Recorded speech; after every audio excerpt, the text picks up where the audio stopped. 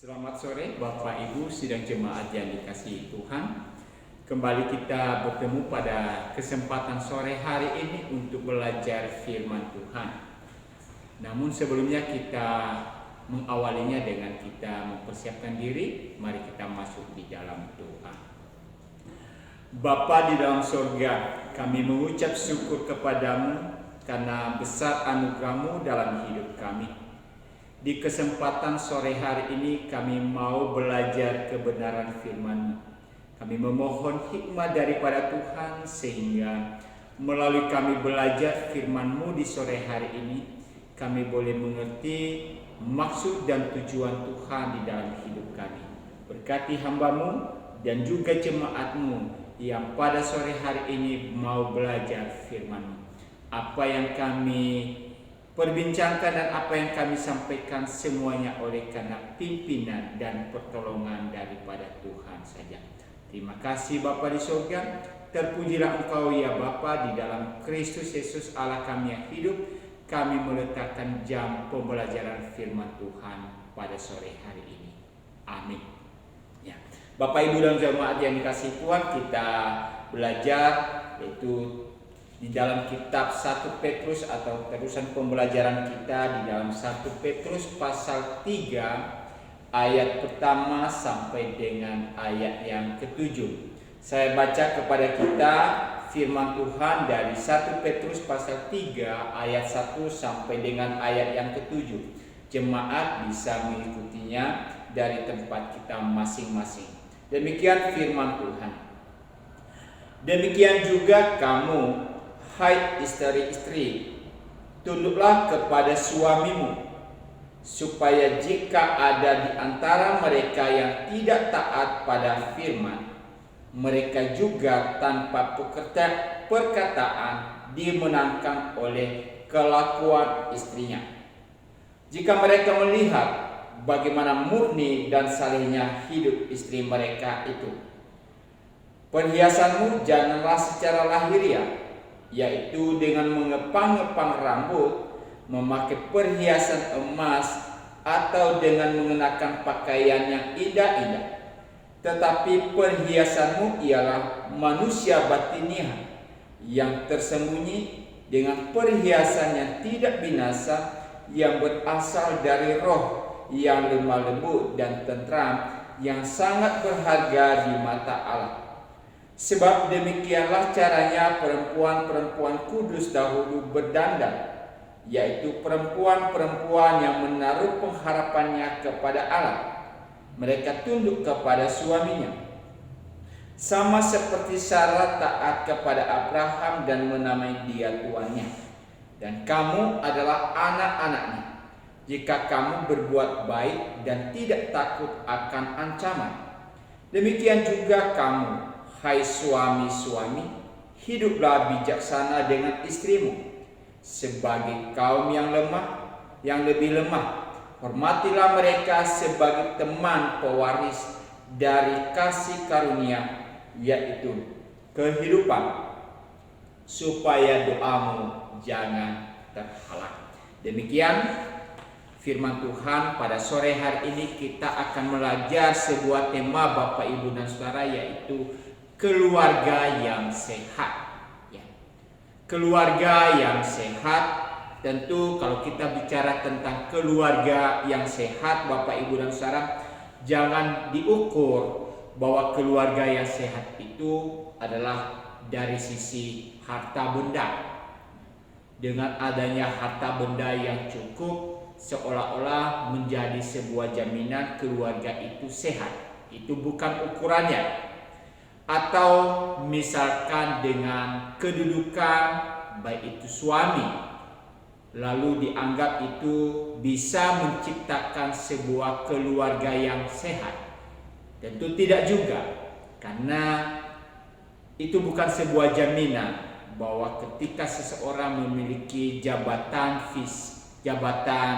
dalam pekerjaan lalu menjamin keluarganya adalah menjadi sehat. Keluarga yang sehat, sekali lagi, ini tidak bisa kita lihat dari sisi penampilan fisik. atau yang lahiriah atau yang jasmani.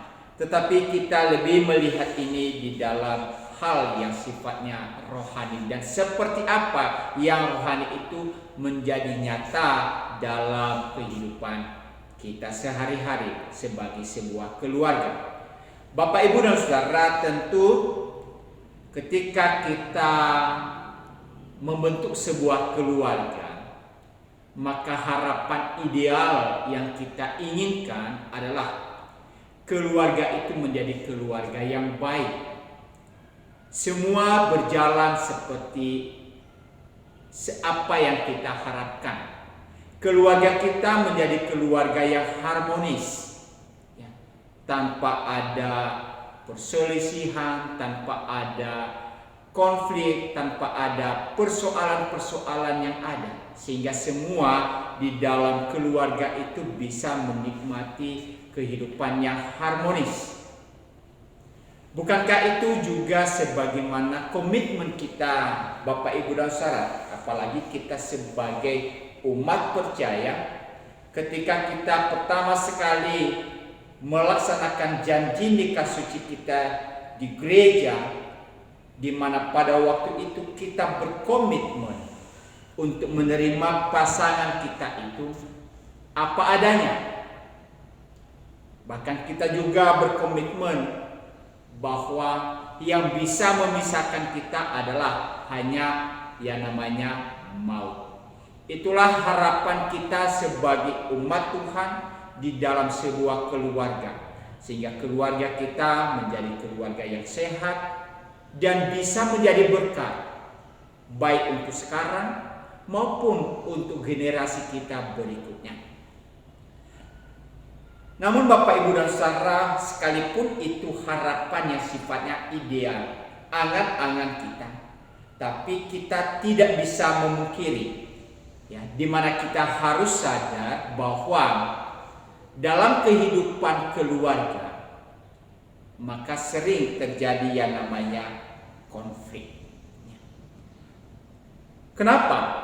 Tentu kita harus menyadari bahwa keluarga itu tidak hanya terdiri dari satu orang, dua orang paling tidak, bahkan bisa lebih, Bapak, Ibu, dan Saudara, dengan berbagai macam karakter sifat yang berbeda-beda satu dengan yang lain.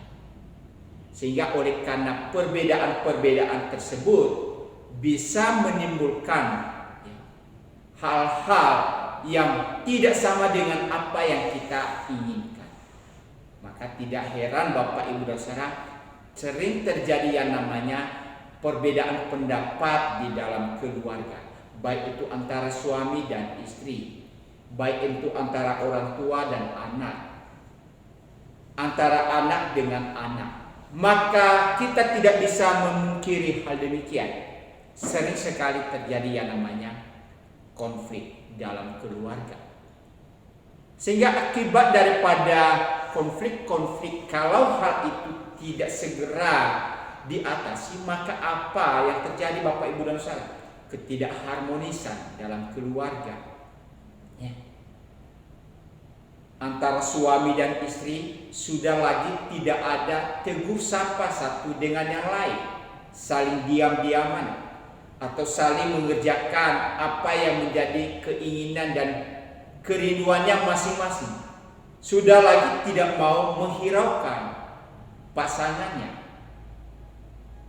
Maka itu menjadi tanda-tanda bahwa memang keluarga itu sudah lagi tidak menjadi keluarga yang sehat.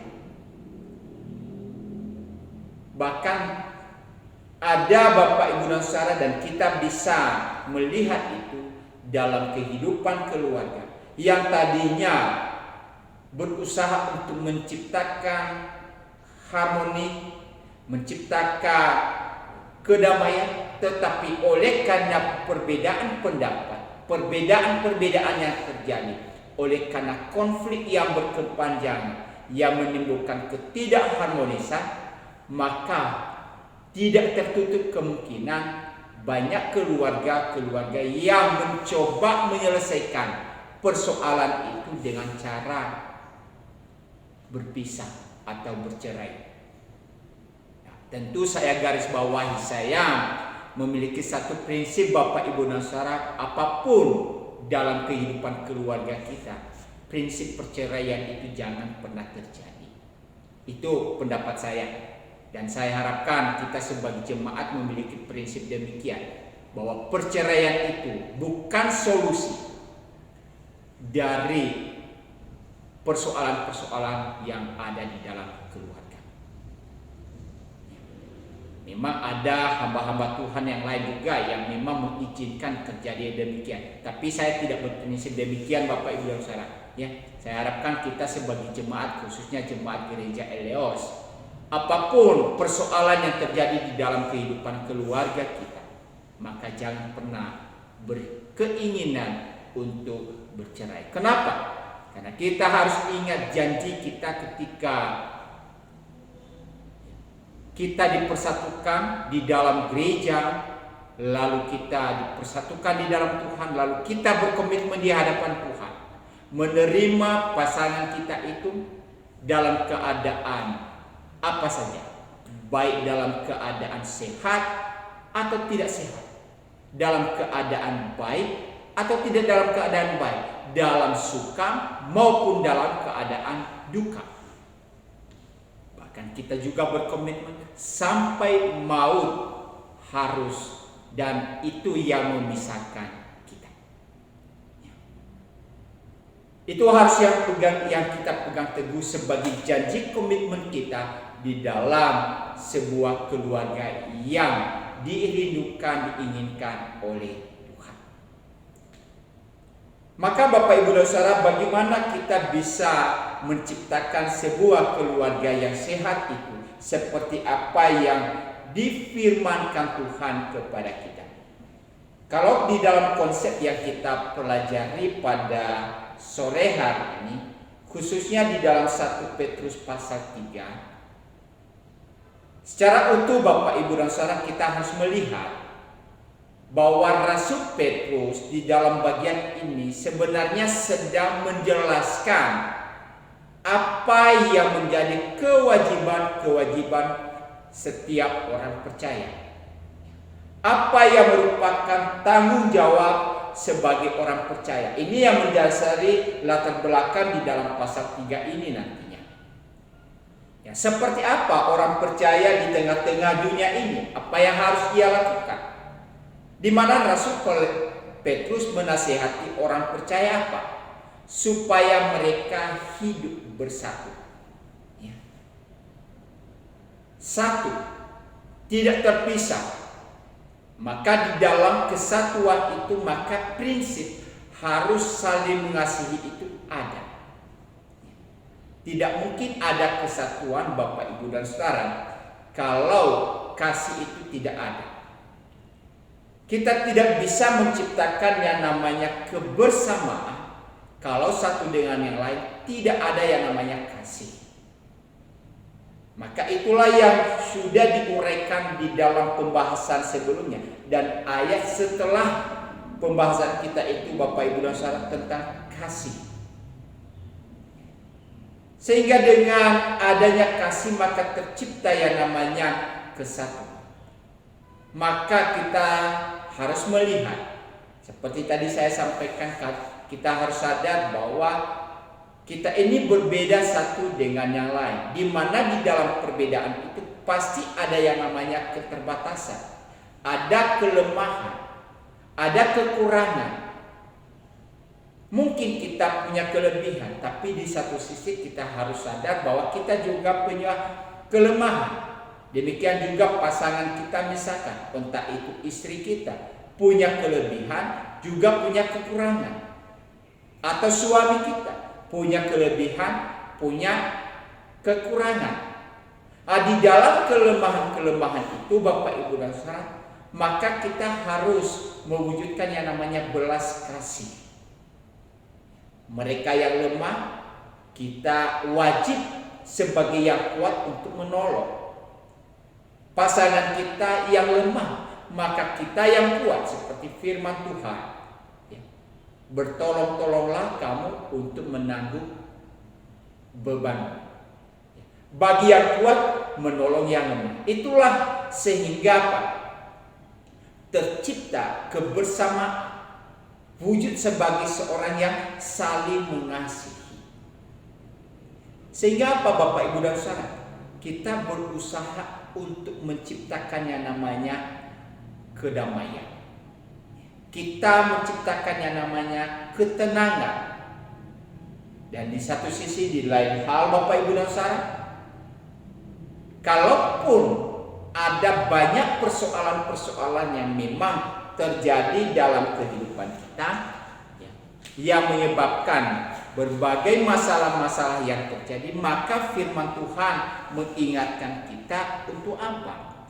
Untuk memiliki sikap sabar, sabar menghadapi segala penderitaan. Maka tidaklah heran di dalam penjelasan Petrus kepada orang percaya bagaimana mereka harus menyikapi situasi yang mereka hadapi Bapak Ibu dan Saudara. Maka di dalam bagian ini ia juga menasihati agar apa?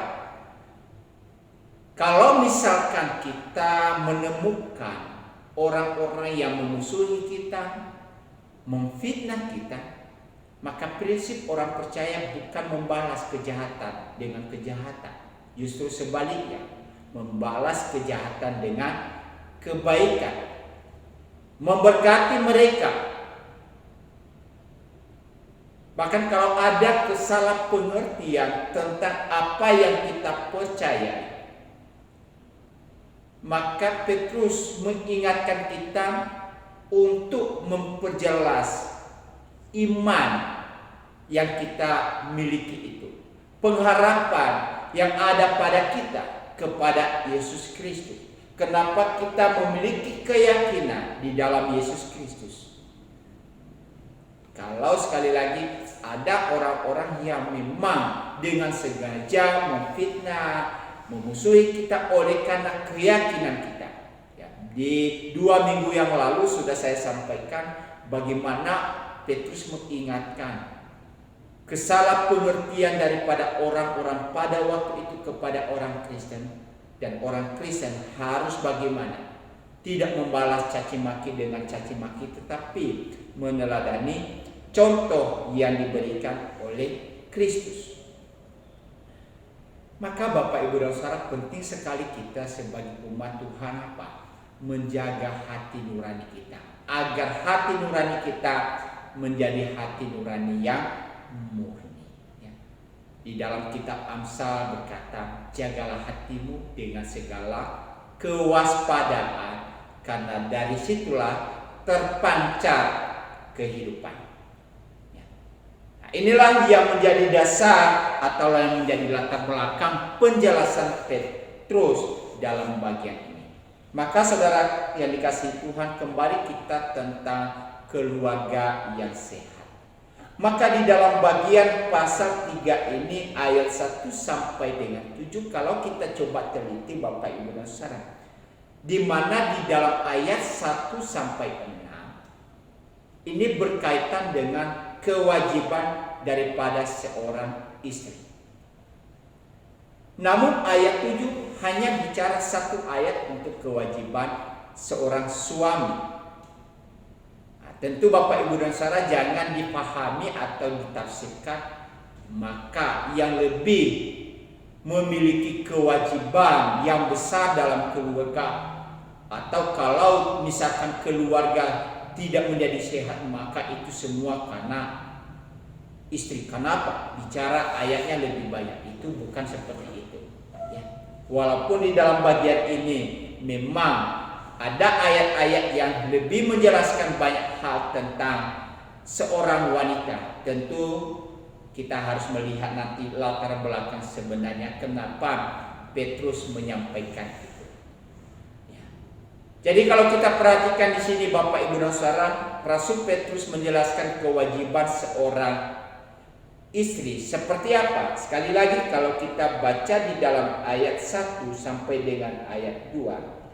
Demikian juga kamu, hai istri-istri, tunduklah kepada suamimu supaya jika ada di antara mereka yang tidak taat kepada firman, mereka juga tanpa perkataan dimenangkan oleh kelakuan istrinya.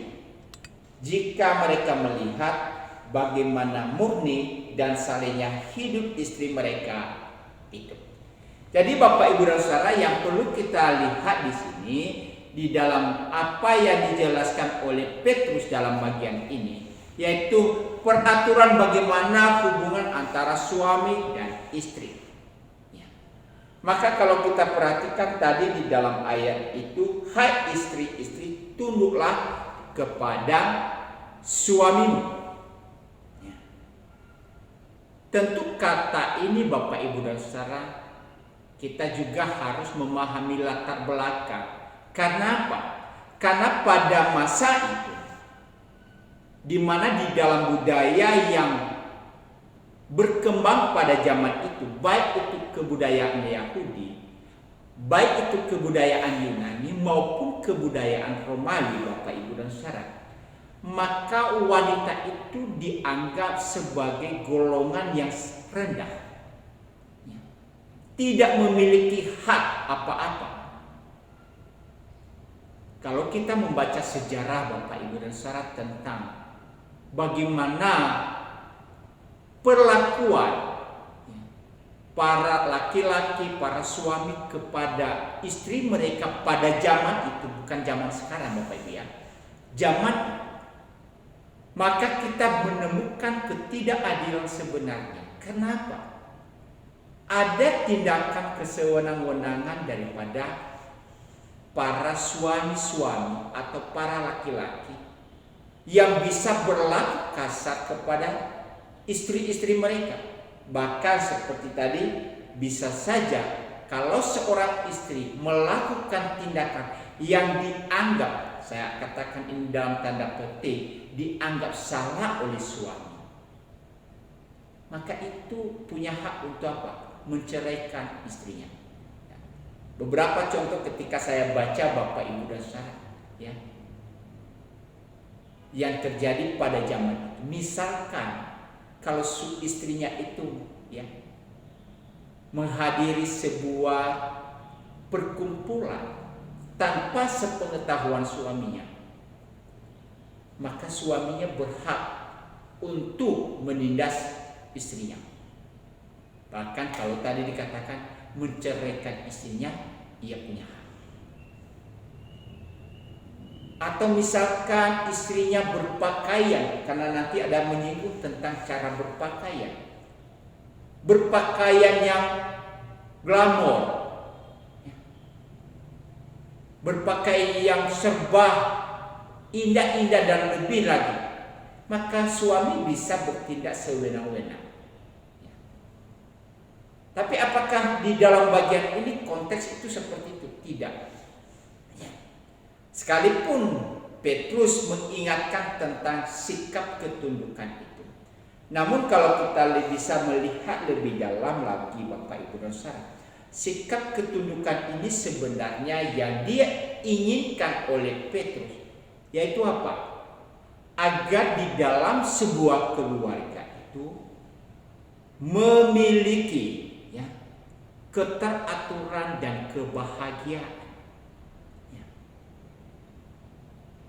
Maka kata tunduk yang dimaksudkan di dalam bagian ini adalah sebuah sikap yang harus dilakukan terus-menerus untuk menciptakan sebuah keteraturan, kebahagiaan dalam keluarga.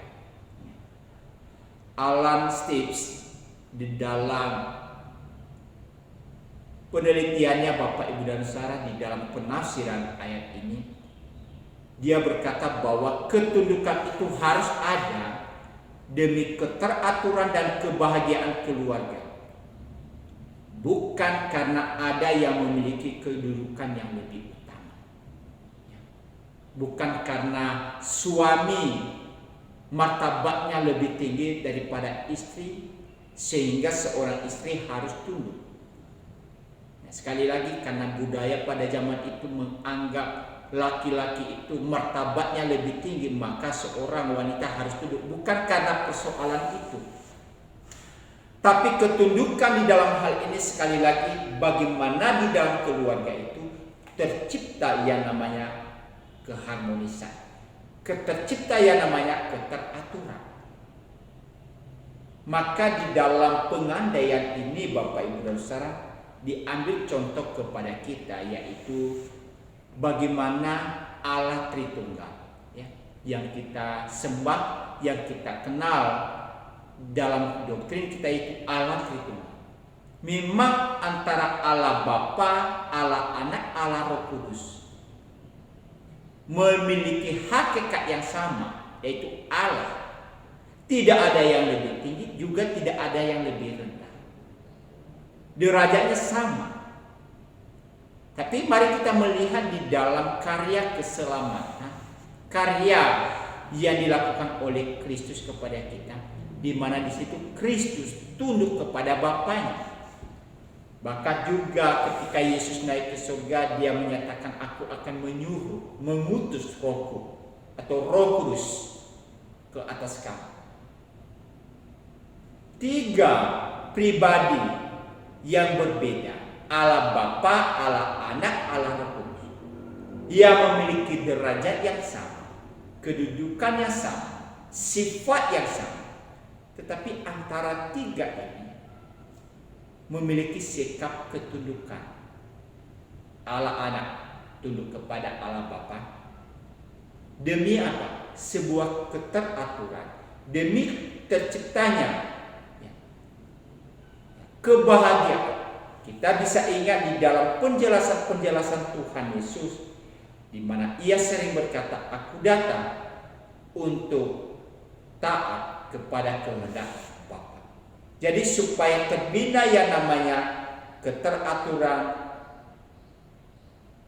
keharmonisan, kebahagiaan dalam keluarga, maka sikap tunduk itu perlu terjadi.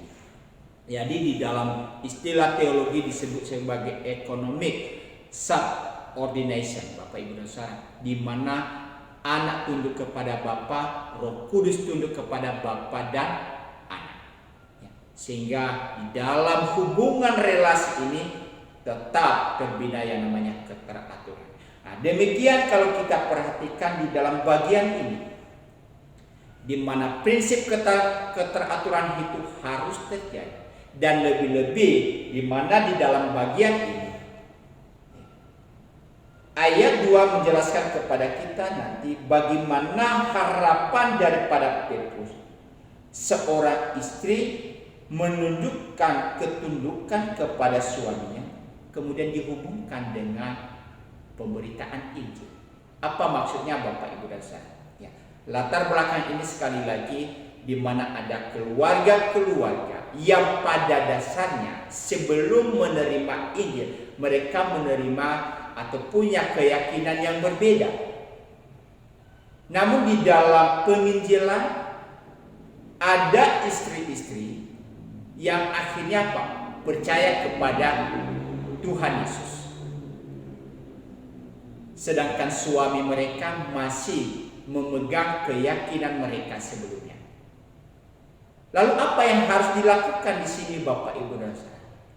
Nah, di sini sebuah nasihat yang penting dan praktis dalam kehidupan kita. Petrus tidak menyatakan atau firman Tuhan berkata kepada kita kemudian karena itu terjadi maka ceraikan, pisah dengan suamimu. Tidak. Ya. Justru apa? Dikatakan di sini jangan berlaku hal demikian. Seorang istri justru harus menunjukkan sikap ketundukannya kepada suaminya. Sehingga apa? Di dalam ayat 1 dan 2 tadi, bahwa tanpa perkataan, tetapi melalui sikap mereka, melalui perbuatan mereka, melalui apa yang mereka lakukan, justru suami-suami mereka bisa mengenal Kristus. Jadi ketika istri percaya Yesus, sedangkan suami masih memegang keyakinannya kepada agama sebelumnya, Itu bukan hal yang mudah. Apalagi sekali lagi kalau kita melihat latar belakang tadi, bisa saja suami bisa bertindak sewenang-wenang bahkan berpisah dengan istri. Tapi di dalam ayat ini istri tidak diharapkan atau tidak diwajibkan untuk menceraikan suami, tidak. Justru Petrus ingatkan supaya istri tetap menunjukkan sikap ketundukan, ketaatan kepada suaminya. Sehingga dengan demikian, melalui sikap itu, berita Injil atau kabar sukacita bisa diterima oleh suami. Jadi Bapak Ibu dan Saudara, sangat penting penekanan-penekanan yang dikatakan oleh Petrus di dalam bagian ini. Maka di dalam lanjutan daripada sikap yang dikatakan oleh Petrus, supaya seorang istri memiliki sikap yang benar, maka ia harus menunjukkan itu dalam kehidupan kesehariannya. Seperti apa Bapak Ibu dan Saudara? Kalau di dalam ayat 3 dikatakan, baca di situ bahwa perhiasanmu janganlah secara lahiriah, yaitu dengan mengepang-ngepang rambut, memakai perhiasan emas, atau dengan mengenakan pakaian yang indah-indah. Ayat 4, tetapi perhiasanmu ialah manusia batinia yang tersembunyi, dengan perhiasan yang tidak binasa, yang berasal dari roh yang lemah lembut dan tentram, yang sangat berharga di mata Allah. Jadi di sini Bapak Ibu dan Saudara, Petrus mengingatkan peran daripada seorang istri seperti apa, atau seorang wanita di sini. Memang kalau kita melihat di sini ada satu peraturan yang ditetapkan oleh firman Tuhan. Namun sekali lagi ini berdasarkan latar belakang kebudayaan pada waktu itu. Jadi kita tidak bisa berkata, oh dalam ayat ini sudah berkata begini, bagi seorang wanita harus bertindak seperti ini. Enggak, itu harus kita lihat di dalam kebudayaannya pada waktu itu, yang belum tentu bisa kita aplikasikan pada zaman sekarang ini. Tapi dalam bagian ini kenapa Petrus mengatakan itu? Karena apa Bapak Ibu dan Saudara? Untuk membedakan. Sekali lagi, untuk bisa membedakan mereka-mereka yang ada di dalam Tuhan, yang sudah percaya kepada Tuhan, dengan orang-orang yang belum mengenal Tuhan, bahkan hidupnya tidak benar di hadapan Tuhan. Karena apa? Pada zaman itu, wanita-wanita yang memiliki sikap seperti tadi adalah mengepang rambutnya, memakai perhiasan emas, mengenakan pakaian yang indah-indah. Ini menjurus kepada pertama, wanita-wanita yang tidak benar, atau kalau kita kenal sekarang ini adalah wanita tunasusila, yang tidak bermoral. Untuk bisa menarik perhatian, maka mereka bisa mempercantik diri mereka dengan cara seperti ini, sehingga akhirnya terjadi yang namanya permasalahan-permasalahan di dalam keluarga dan lain sebagainya. Atau juga misalkan mereka bisa bersikap berlebihan di dalam penampilan mereka, sehingga bisa menimbulkan, sekali lagi, misalkan korupsi dan lain sebagainya. Ini budaya yang terjadi pada zaman itu. Jadi Petrus mengingatkan agar hal-hal seperti ini jangan pernah dan jangan terjadi di dalam kehidupan orang percaya. Apa yang diharapkan di sini Bapak Ibu dan Saudara? Katakan orang percaya itu harus apa? Memperhatikan perilaku lahiriah mereka. Bukan yang sifatnya lahiriah, tetapi yang lebih pertama itu adalah hal yang sifatnya batinnya. Hal yang terbaik di dalam hidup mereka, bukan hal-hal yang sifatnya lahiriah. Apakah salah orang mengepang rambut? Tidak salah. Apakah salah orang memiliki pakaian yang indah-indah? Tidak salah. Apakah salah seorang wanita mempercantik diri? Tidak salah Bapak Ibu dan Saudara. Ya. Ini penting. Tapi yang dikatakan di dalam bagian ini, bagaimana seorang wanita yang mengenal Tuhan harus bisa memisahkan dirinya, harus bisa berbeda dengan mereka yang belum mengenal akan Tuhan. Harus ada perbedaan. Dan perbedaan yang lebih dikatakan ini oleh Petrus bukan hal yang kelihatan, tetapi bagaimana dengan batin hidup mereka, batinnya mereka, atau pola perilaku hidup mereka sehari-hari. Apa artinya secara lahiriah itu cantik Bapak Ibu dan Saudara, tetapi perkataannya menyakitkan orang lain. Apa artinya kelihatan indah, tetapi sikap ketundukan, sikap ketaatan kepada suami sudah tidak ada. Di luar dia dikenal dengan baik, di luar dia dikenal dengan orang yang ramah dan lain sebagainya. Tetapi bagaimana di dalam kehidupan keluarganya? Ia bisa mendapatkan banyak hal, tetapi bagaimana dia juga di dalam kehidupannya sehari-hari. Itulah sebabnya di dalam bagian ini Rasul Petrus mengingatkan apa?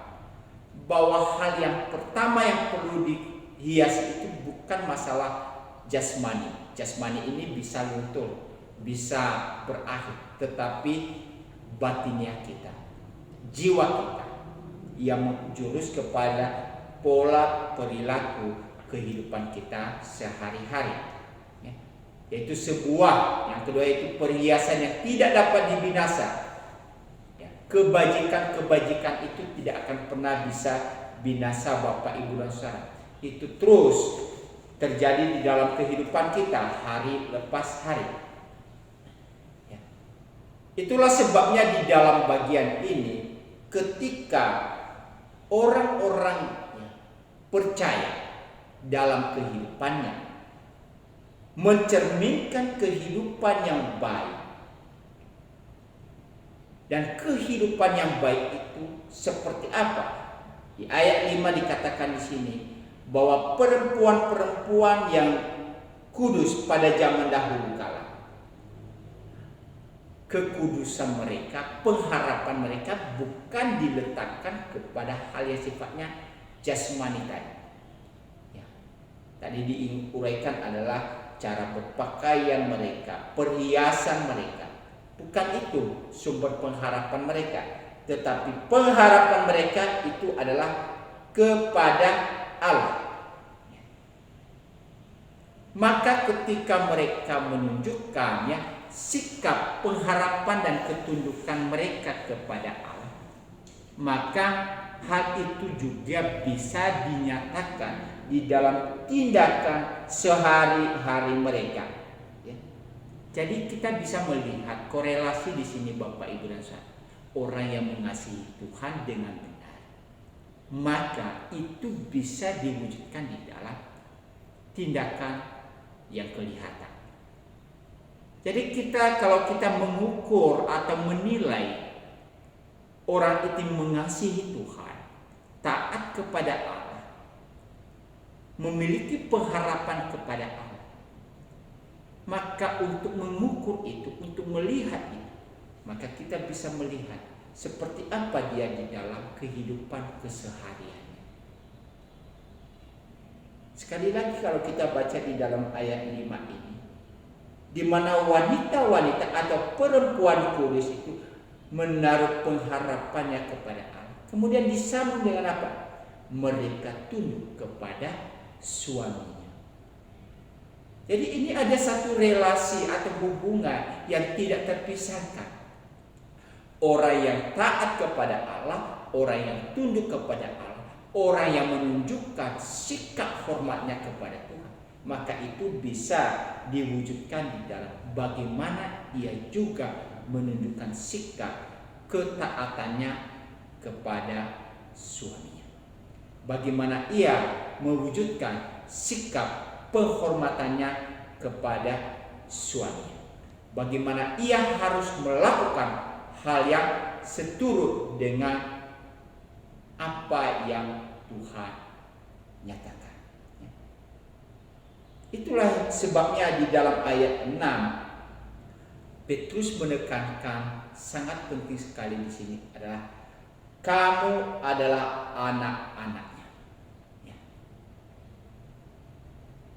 Bahkan kalau kita baca selanjutnya dikatakan jika kamu berbuat baik dan tidak takut akan ancaman ini, sekali lagi berhubungan dengan seorang istri yang kemudian percaya tapi suaminya masih belum percaya. Maka ketika suaminya melihat hal itu, maka bisa saja ia bisa bertindak yang kasar, ia bisa saja bertindak yang tidak benar, ia bisa saja melakukan tindakan yang menyakiti hati istrinya. Tapi istrinya dikatakan di sini, kamu harus memiliki sikap ketaatan dan ketundukan. Sekali lagi di sini tidak bicara kalau kamu mendapatkan perlakuan kasar itu atau semacam perlakuan yang tidak benar, maka kamu bisa memiliki hak untuk memisahkan diri dari suamimu atau menghindar daripada suami. Tidak, Bapak Ibu dan Saudara. Karena apa? Sekali lagi, karena ini komitmen kita di dalam Tuhan, bahwa apapun dalam kehidupan keluarga kita bisa menerima segala keterbatasan, kekurangan satu dengan yang lain. Nah, ini bicara kepada dampak daripada seorang suami. Lalu bagaimana kepada istri? Tapi bagaimana kepada seorang suami? Lalu bagaimana peran daripada seorang suami? Kita tadi perhatikan di dalam ayat 7. Demikian juga kamu hai suami-suami, hiduplah bijaksana dengan istrimu. Ya, di sini dikatakan Bapak Ibu dan Saudara, seorang suami harus bijaksana. Artinya apa? Seorang suami di dalam segala hal ia tidak bisa merespon segala sesuatu dengan cepat-cepat, tapi harus memahami pasangannya atau siapapun dengan berbagai macam kelemahan-kelemahan. Dan hidup bijaksana itu Bapak Ibu dan Saudara, ia bisa memisahkan mana yang baik dan mana yang benar. Kenapa? Di sini diberikan alasan kepada kita. Seorang suami harus bisa bijaksana. Kenapa? Seorang istri itu adalah kaum yang lebih lemah. Apa maksudnya kaum yang lebih lemah di sini Bapak Ibu dan Saudara? Kaum yang lebih lemah tadi dikatakan bahwa kalau mereka adalah orang-orang yang dianggap kelas 2 atau tidak memiliki kedudukan apa-apa, sehingga mereka tidak mampu untuk bisa bersikap bertindak melebihi daripada seorang lain. Makanya dikatakan di sini mereka adalah kaum yang lebih lemah. Bukan itu saja, Petrus mengatakan bukan mereka saja kaum yang lebih lemah, tetapi juga mereka juga adalah pewaris daripada kasih karunia. Artinya Bapak Ibu dan Saudara, bahwa seorang istri juga bisa dipakai oleh Tuhan untuk bisa menjadi alat pemberitaan Injil, ya. Pewaris kasih karunia. Mereka adalah umat Allah juga. Mereka adalah anak-anak Tuhan juga. Mereka juga adalah milik daripada Allah. Oleh karena itu Bapak Ibu dan Saudara, sekalipun dikatakan di dalam ayat ini seorang istri itu kaum yang lebih lemah, maka janganlah karena kelemahan itu maka seorang laki-laki ia bisa bertindak semaunya sendiri. Ia mau melakukan tindakan merendahkan atau tidak menghormati, tidak menghargai, bisa bertindak sewenang-wenang. Tetapi firman Tuhan ingatkan, kita harus bisa menghormati mereka, menghargai mereka.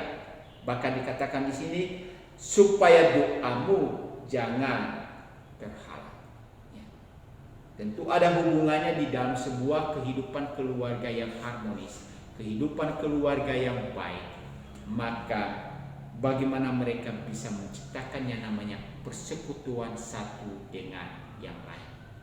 Bapak, Ibu, dan Saudara, firman Tuhan berkata bahwa yang menjadi penghalang jawaban daripada setiap doa adalah karena dosa. Bagaimana bisa kehidupan doa kita dalam keluarga dijawab oleh Tuhan kalau hubungan satu dengan yang lain tidak harmonis? Oleh karena itu penting sekali kesatuan hati antara pasangan-pasangan yang Tuhan berikan. Maka Bapak, Ibu, dan Saudara, sebagai kesimpulan dari apa yang kita bisa pelajari pada sore hari ini, ya, tentu tidak begitu detail tadi kita sampaikan Bapak, Ibu, dan Saudara, tapi nanti di dalam pembahasan lanjutan tentang keluarga ini kita akan melihat prinsip-prinsip seperti apa yang Tuhan tetapkan kepada kita dalam keluarga. Pertama, Bapak, Ibu, dan Saudara, prinsip pertama supaya kita bisa menciptakan sebuah keluarga yang sehat, maka pernikahan itu prinsip firman Tuhan berkata sifatnya monogami, ya, bukan poligami. Yang kedua, prinsip yang harus dimiliki oleh orang percaya adalah pernikahan itu seiman. Ya. Kalau kita sudah berkeluarga lalu pasangan kita masih belum percaya, maka dikatakan firman Tuhan jangan menceraikan. Ya. Melalui kekuatan iman percaya kita, melalui doa-doa kita, melalui sikap hidup kita yang baik, bisa saja menolong mereka yang belum percaya kepada Tuhan bisa mengenal Tuhan. Kemudian harus bertekad mengikat perjanjian di hadapan Tuhan. Memelihara ikatan janji nikah suci di hadapan Tuhan. Keempat, Bapak, Ibu, dan Saudara, harus memelihara kekudusan hidup dan kesetiaan antara suami dan istri. Dan bagaimana itu terjadi? Seorang suami harus mengasihi istri dan istri harus tunduk kepada suami. Dan yang terakhir, kalau ada hal-hal yang menjadi persoalan-persoalan di dalam keluarga, mari kita menyelesaikan itu dengan kebenaran-kebenaran yang sesuai dengan firman Tuhan. Mengkomunikasikan dengan baik, saling mendiskusikan dengan yang satu dengan yang lain, dan meletakkan itu di hadapan Tuhan. Biarlah Tuhan menolong di dalam setiap persoalan-persoalan yang terjadi untuk menemukan jalan. Kiranya melalui apa yang kita pelajari pada sore hari ini boleh memberkati kita. Amin. Mari kita berdoa. Terima kasih Bapa di surga untuk pembelajaran firman-Mu kepada kami di sore hari ini. Biarlah kami boleh mewujudkan itu dalam kehidupan kami, dalam keluarga kami, sehingga kami bisa menjadi sebuah keluarga yang sehat, keluarga yang harmonis, dan bisa menjadi berkat bagi banyak orang. Terima kasih Bapa di surga, berkati jemaat-Mu yang telah belajar firman Tuhan, biarlah Engkau tetap boleh menolong, menyertai, dan memimpin mereka. Dan pujilah Engkau ya Tuhan, di dalam Kristus Yesus kami berdoa. Amin. Bapak Ibu jemaat yang dikasihi Tuhan, kalau ada hal-hal yang masih kurang dipahami, bisa ditanyakan melalui telepon atau di WA. Tuhan memberkati kita semua.